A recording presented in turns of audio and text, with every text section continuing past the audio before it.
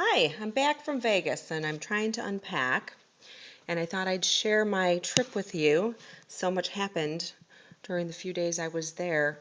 Usually when I go out there, I try to cram classes, 8 a.m. till 9 p.m. with a break for lunch kind of thing. And I try to get as much out of my time there as I can since it's just once a year and it costs so much to go, so I try to utilize the time well. My first class out there was the only day that I actually did anything that was kiln formed. The rest of the time I was out there, I had moved to torch work, and I'll talk about that in a minute. But we'll start with the kiln forming. My first class was with an artist. His name is Michael Dupiel. He is my new sweetheart. I absolutely fell in love with him.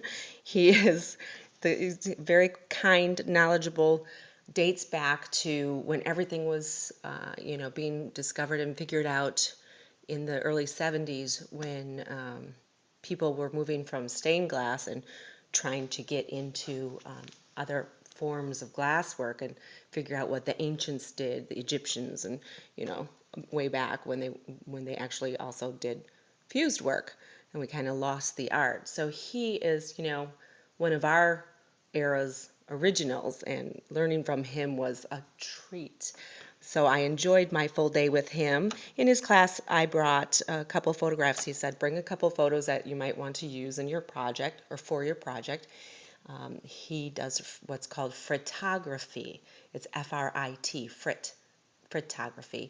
And his skills are done, that frit is just powders or small granules or medium granules of glass ground. So what it looks like, actually, I'm sure I have some around here, is like this. This is more of a fine frit. Um, that's more of a powdery, and it gets chunkier, and you just use these granules. And here's a pretty cord, that's probably a medium. And you use these granules and you build a picture. So I chose these two pictures to bring with me. I wasn't sure which one I was going to do. I knew it was only a one-day class and it was going to be hard to get things done. So this one I thought would look really pretty in glass, but I decided once I was there that it would take more than one day to get the effect I was looking for in this. It might be too hard to start with. So I decided to go with the picture of a tree that I had manipulated on the computer beforehand.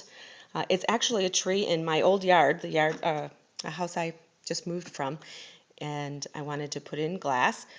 So I on the computer, photoshopped and did a process that made it look like a Monet painting. And I knew that working with frit previously, that that's kind of how it burns in the kiln, and you end up with you can end up with a really pretty Monet painting if you use, frit. So that's why I decided to go with this one, and this is how it turned out. Here is my piece, and if you look in the light, it actually goes through like a stained glass. And this was only my one-step process. It was the one-day class. This I can actually run again through the kiln a few more times to get more detail.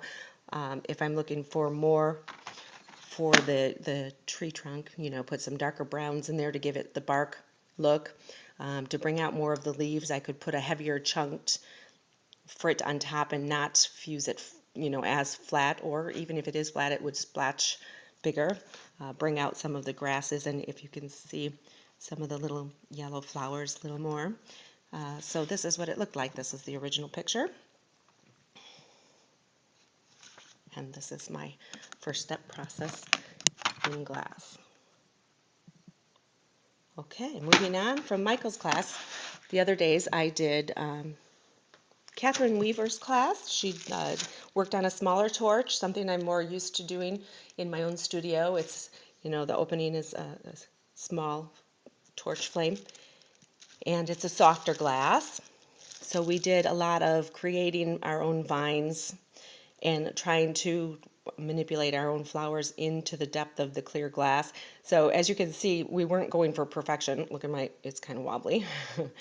But we were just going for the technique, and we were limited in a one-day class, so it wasn't about how pretty we could end up making it, just more learning the technique while we were with her.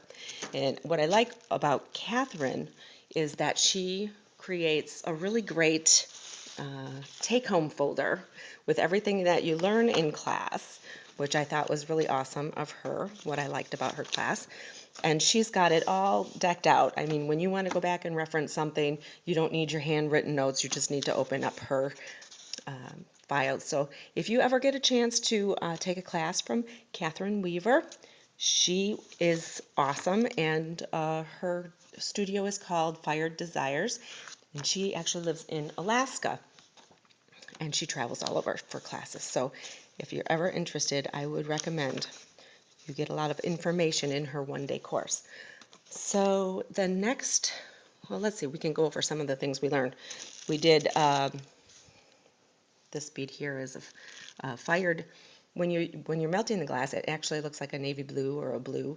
And then when you put it in a reduction flame, it brings out this greenish silver effect from a different flame with different oxygen levels.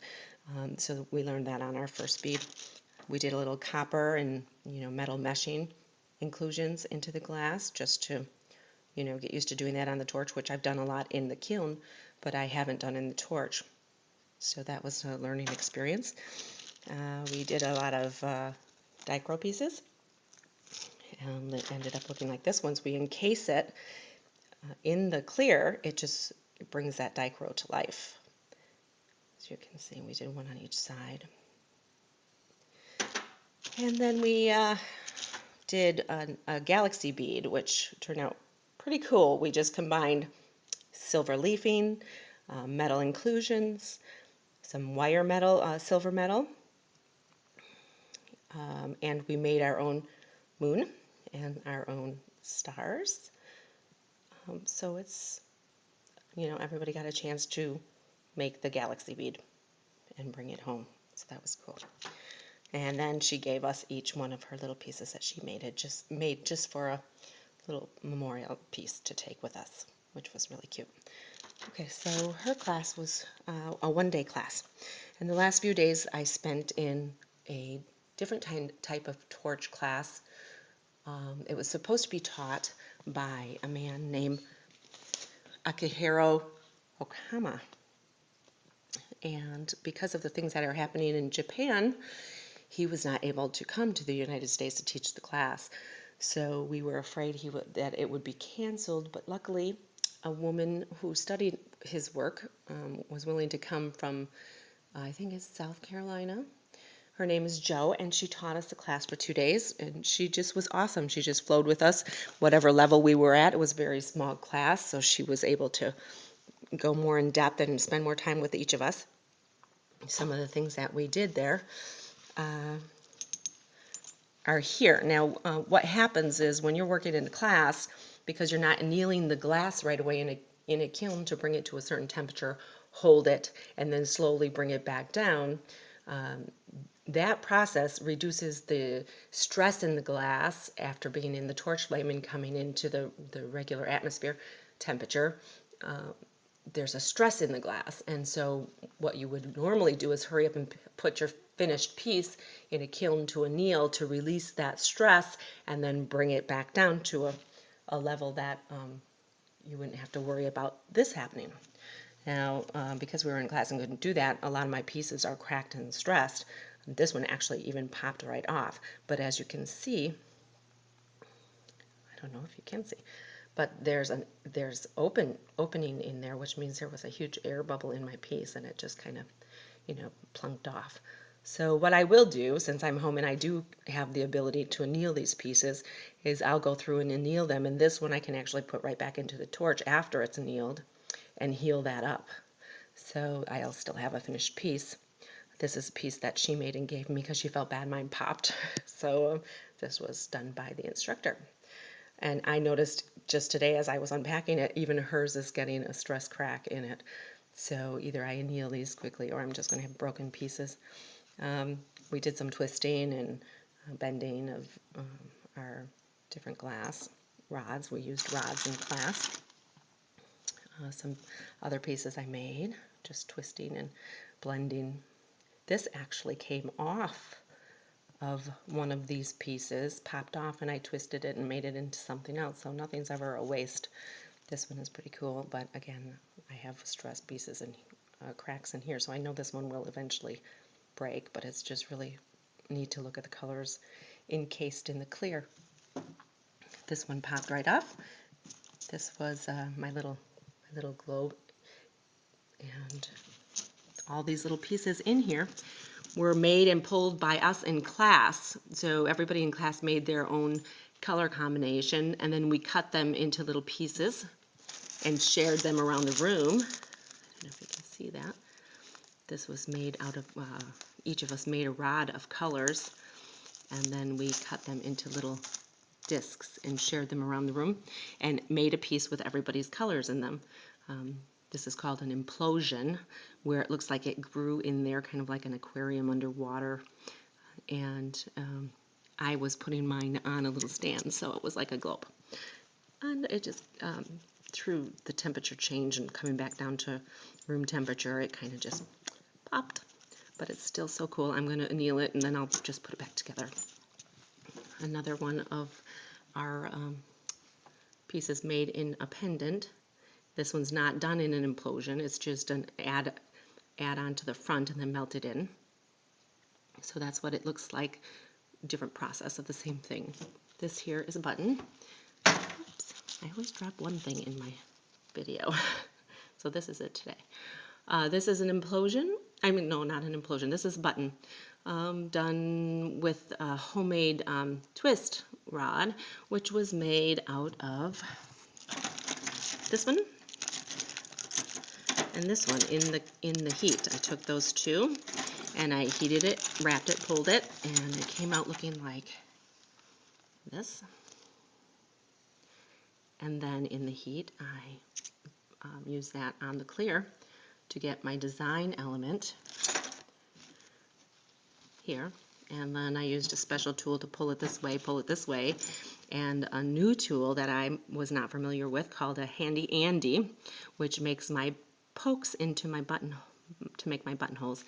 So it just so happened that Handy Andy was in Vegas at the same time as we were for the classes, and he came into our particular class to give us a hands-on demonstration on how to use these tools. It looks very medieval, doesn't it? It's actually very handy. So it was well, Handy Andy, there you go. So it was nice to meet Andy and have a demonstration from the person who created the tool. That was awesome. And I, of course, picked up a pair for myself for my own studio.